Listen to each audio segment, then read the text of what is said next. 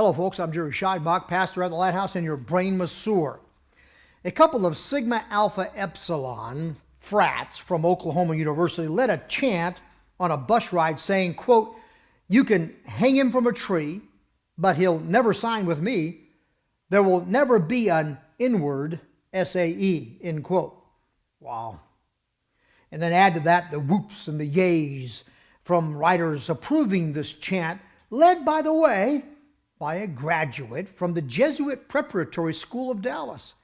And it's not real hard to understand the revulsion that has been expressed generally against these silly and foolish kids.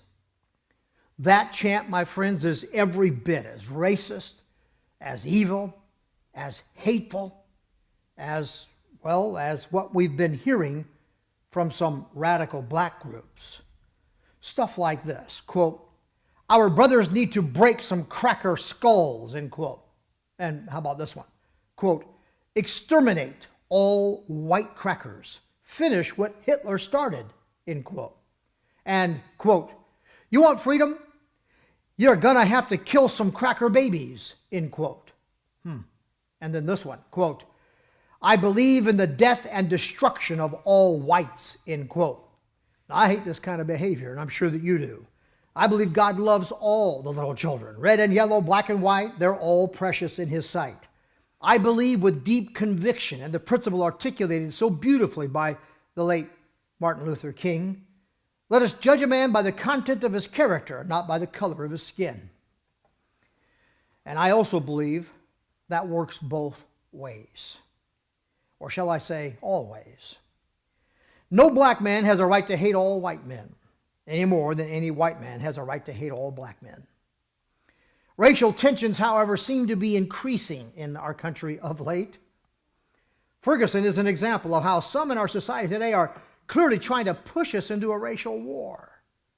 I recently heard the pastor say that when he heard the gun shots, the 4 gunshots lately, he began to scream and to yell for everyone to duck. And I don't know if it's this thing is developing so that we're beginning to hear things this way or not. I'm a little concerned about it myself, but it sounded to me like, well, maybe he was just a little bit disappointed that the cops didn't fire back. Congratulations to those Ferguson police who kept their cool and didn't fire back in that tense situation. This nonsense that blacks can't be racist, the Jeremiah Wright doctrine, well, it's nonsense. A racist, by definition, is someone who believes that a particular race is superior to another. If some of these black groups claim they don't believe they are superior and that only whites can be racist, well, they're really parsing these words carefully, aren't they? And they're playing word games really with meanings. The fact is, racism sets one race over against another, regardless of what issues serve as the rationale justifying or supporting this kind of guilt by racial category. In other words, Wright et al. Seem to want to parse the meaning of racism and say, well, we blacks don't condemn all whites because we think we're superior, but we hold all whites responsible for the past sins of slave owners and for the doctrine of white supremacy. Well, then, they do in fact categorize everyone by race and think of the black race as morally superior, do they not? Or in other words, they categorize the white race as morally inferior and deserving of their hatred. This is wrong. For blacks to condemn the entire white race for the injustices of some is exactly what they're complaining is done to them. For example, when cops, say in Ferguson, look suspiciously at a black man walking down the street based on his past experience with other black men in the past, they are condemned as being racist. Okay. But what is a black man who condemns all other white men for what they have experienced or heard about from the experience of others? Racist. It's the same thing. Racial tensions are being artificially pumped up for reasons that seem apparent to some of us. It's as if Obama and company want a racial war, like they're instigating it. And it seems this way because apparently they're doing everything they can to make that happen. You ever notice how black leaders respond to these black radicals when they hear these things said, like those I mentioned earlier? They always carefully frame their denunciations with understanding for their rage, and they quickly turn the discussion toward how whites brought it on themselves. Okay, God help us calm this mess down and engage in an honest conversation about all this, because one needs to be had, that's for sure. In the present environment, however, it's near impossible to talk to liberals about anything, but especially difficult to have an honest conversation with them about this particular issue. Look at what took place Monday night on Hannity. Leo Terrell, legal commentator and self-described angry black guy, appeared with DeRoy Murdoch, syndicated columnist with Scripps Howard and contributing editor for the National Review Online.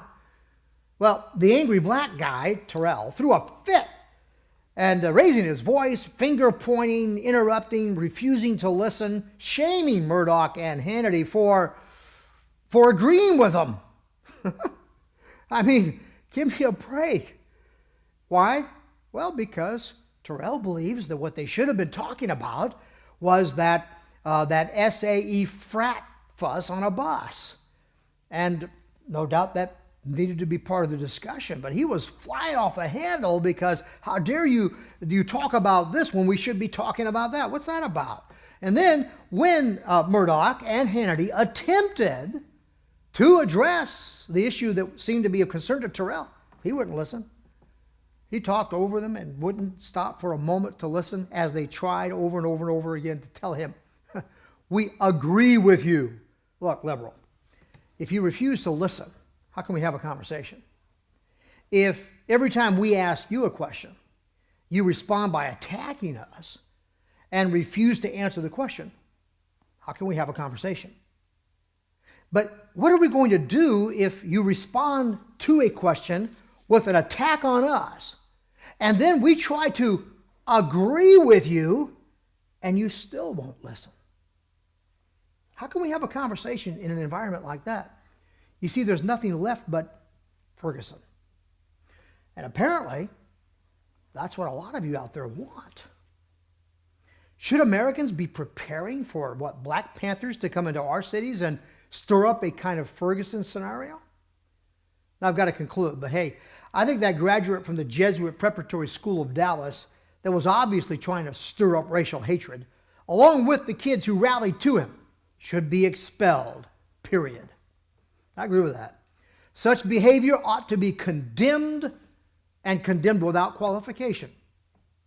At the same time, the black leaders who chant, kill the cracker, well, they ought to get the same amount of airtime and the same degree of serious condemnation, with not one iota of any kind of understanding for their behavior. Calling on blacks to kill white babies?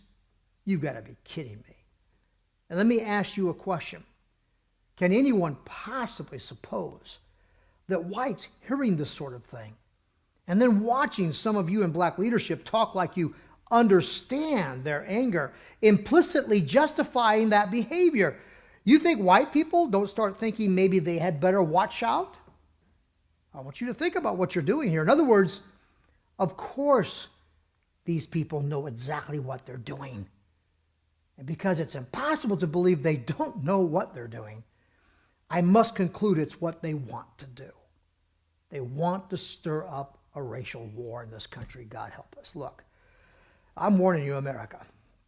Red and yellow, black and white. There are some in this country who are attempting to incite racial tensions. They want to divide this house called America, this home of the free. And they want to do that because they want this nation to fall. Bible thump alert.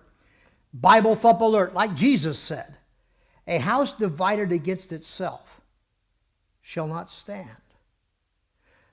I think we should unite together against that kind of bigotry and racism, whether it's red, yellow, black, or white.